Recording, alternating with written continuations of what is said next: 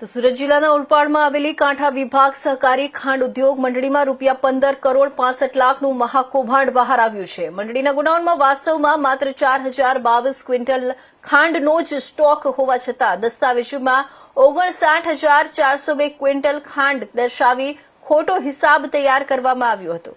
આ ખોટા સ્ટોકના આધારે એનસીડીસી પાસેથી 15 કરોડ 65 લાખ રૂપિયાની લોન પાસ કરાવવામાં આવી હોવાનું સામે આવ્યું છે। સમગ્ર મામલે સુગર મિલના પૂર્વ એમડી, ગોડાઉન કીપર તેમજ પીપલ્સ બેંકના મેનેજર સામે એફઆઈઆર નોંધાઈ છે।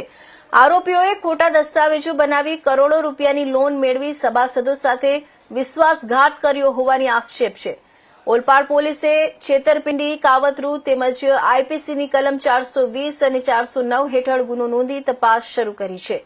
આ મામલે ઓલપાડ કાંઠા સુગર મિલના સભાસદ બ્રિજેશ ઉર્ફે વિરલ પટેલે પોલીસ ફરિયાદ નોંધાવી છે, જે અંતર્ગત આરોપીઓમાં પ્રદીપકુમાર ગોપાભાઈ પંડ્યા, પ્રદીપકુમાર ભગુભાઈ પટેલ અને જતીનલાલ ઈશ્વરભાઈ નાયકનો સમાવેશ થાય છે।